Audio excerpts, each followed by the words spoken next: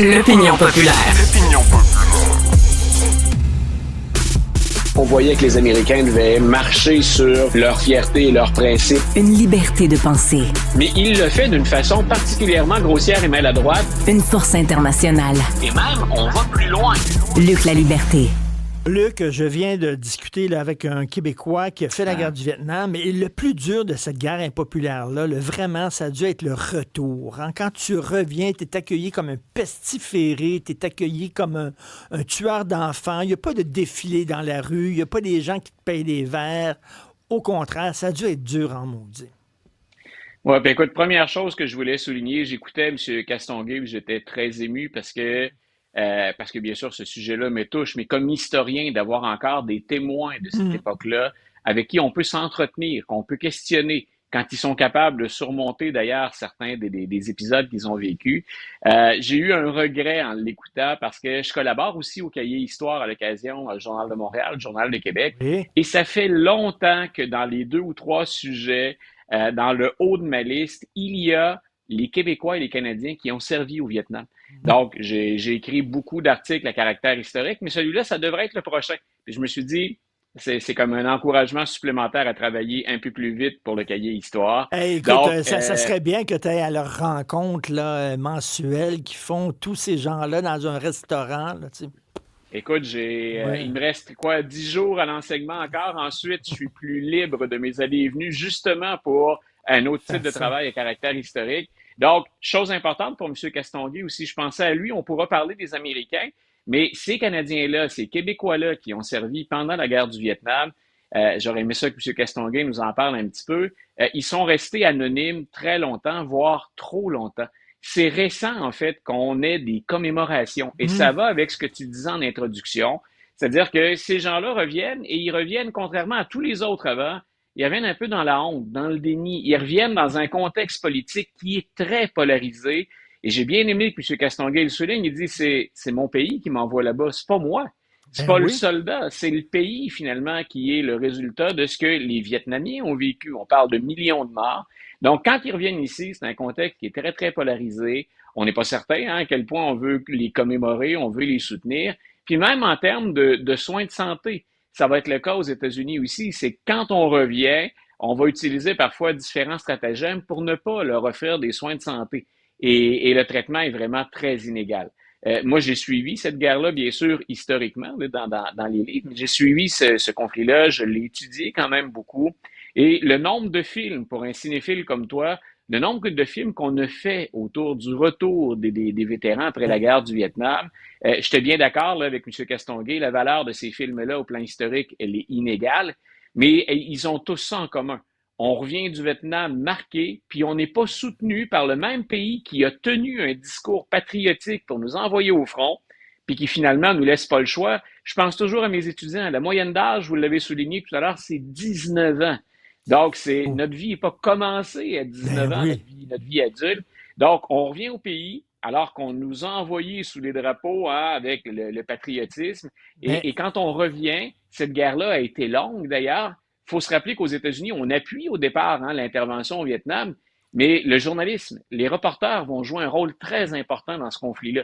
Ils sont plus avec les unités de combat, ils vont se mettre à rapporter ce qu'ils voient. Et quand ils référaient au massacre de My Lai ou à d'autres, c'est des choses ensuite que les Américains vont voir dans le journal télévisé ou encore dans leurs journaux. Et ça vient ajouter finalement, non seulement les Américains n'ont pas gagné cette guerre-là, ils en sortent un peu honteux, ils en sortent la queue entre les jambes, ça va marquer les Américains, mais en plus, M. Castonguay dit, j'étais pas là, moi, c'est un détachement qui a rasé un village, qui a fait un véritable massacre, mais l'opprobre, c'est tous les vétérans qui reviennent. Exactement.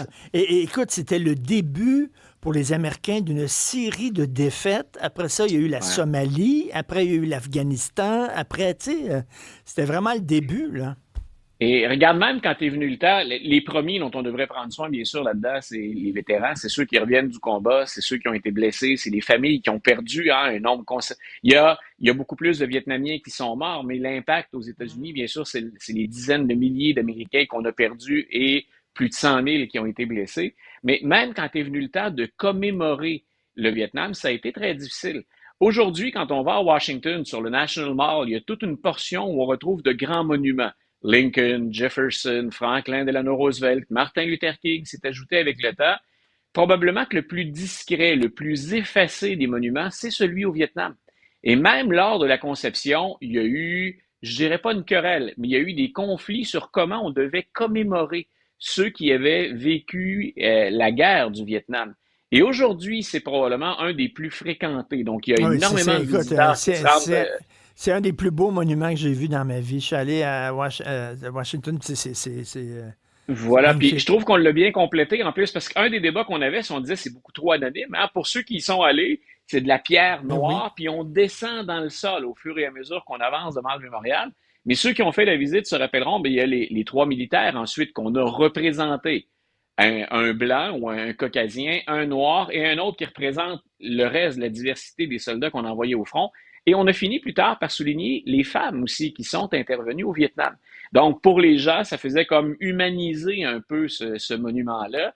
Mais il faut se rappeler que tout ce qui a été financement et conception du Vietnam Memorial, ça a aussi été complexe. Et aujourd'hui, on a appris, entre guillemets, à l'aimer. On le fréquente, on va le voir. Ça a pris du temps, entre guillemets, avant que ça décolle. Et ça va avec l'ensemble de la polarisation politique. Le caractère, hein, ce sont des perdants, entre guillemets. Ces gens-là ne nous ont pas amené la victoire. Puis en plus, comme Américains, certains de ces soldats-là ont perpétré des gestes qu'on considère comme étant inhumains. Mais quand on dit que c'est toujours important de refaire le contexte pour expliquer un événement, dans le cas du Vietnam, ça ne peut pas être plus clair que ça quand vient le temps de parler des vétérans, de refaire le contexte dans lequel ça s'est déroulé. Ça fait longtemps qu'ils n'ont pas eu une guerre victorieuse, les Américains, là, où ils peuvent revenir la tête haute. Là, je le disais, hein, Somalie, c'est un échec. Afghanistan aussi, ils ont sorti la queue entre les deux jambes. Puis L'Irak, c'était un foutoir total quand ils sont partis. les motifs pour lesquels on embarque, le coût de la guerre, la durée d'un conflit, pour qu'on parle d'une intervention dans laquelle on sortirait vainqueur, habituellement, on n'imagine pas un conflit aussi long que celui du Vietnam, parce qu'avant l'Afghanistan, c'est le conflit le plus long dans lequel les Américains ont été impliqués. De même que pour l'Afghanistan, c'est que ça devient autre chose qu'une guerre éventuellement. Et les Américains se trouvent empêtrés dans l'organisation d'un système qu'on ne peut pas implanter sur une période de 10-15 ans. En Irak, la Mm, démocratie, on ne peut pas aller contre des régimes mm, séculaires ou des décennies, des centenaires. mm. Donc, on ne peut pas aller contre des régimes qui ont des racines profondes puis dire, écoutez, on a fait la guerre, maintenant vous êtes une démocratie. Oui. Poum! L'Afghanistan, voilà, l'Afghanistan, il aurait fallu des coûts astronomiques, des sacrifices financiers, des sacrifices humains, en espérant que ça tienne. Et encore là. Donc, c'est un peu le problème de l'implication militaire américaine, c'est comment on dose l'intervention, puis pendant combien de temps on porte, souvent seul, c'était le cas beaucoup en Irak et aussi beaucoup en Afghanistan, pendant combien de temps on porte le fardeau. Et dans la tête des Américains, Vietnam et Afghanistan, c'est deux facteurs, entre autres, sans tout politiser, qui font qu'on a cru au message de Donald Trump parce qu'il a dit Mm, les mm, Américains ne mm, feront plus la guerre. Hein? mm, Et mm. d'ailleurs, chez les partisans de Trump, c'est un leitmotiv qu'on retrouve souvent. Sous Trump, il n'y a pas de guerre. On le sait que c'est plus complexe, mais je veux dire, l'image et le symbole, c'est resté très fort. Mais, écoute, rapidement, Steve Bannon, Ouais. conseiller de Donald Trump, Ah, semblait dire qu'il est intéressé pour un ouais. troisième mandat. Ah, il a même dit qu'il le ferait, Donald Trump. Lui, il est convaincu qu'en OK. 2029, le 20 janvier, Donald Trump va mettre la main sur la Bible une nouvelle fois et qu'il va être là pour un troisième mandat. Ce qui est intéressant là-dedans, c'est que l'idée n'est pas morte et que l'idée est suffisamment sérieuse pour qu'on la ramène constamment sur le tapis, même s'il y a deux amendements à la Constitution, le 22e et le 12e, qui barrent la route à Donald Trump pour ça. Donc, ce que Bannon laisse entendre, la voie par laquelle on pourrait faire accéder à la présidence Donald Trump, c'est qu'il revienne comme vice-président et qu'ensuite il devienne président. On aura l'occasion de s'en reparler. C'est tiré par les cheveux, mais il y a une phrase avec laquelle je suis d'accord avec Steve Bannon. Il a dit, écoutez, depuis que Donald Trump est sur la scène politique, il y a des choses beaucoup plus étranges que ça qui sont arrivées pour vrai.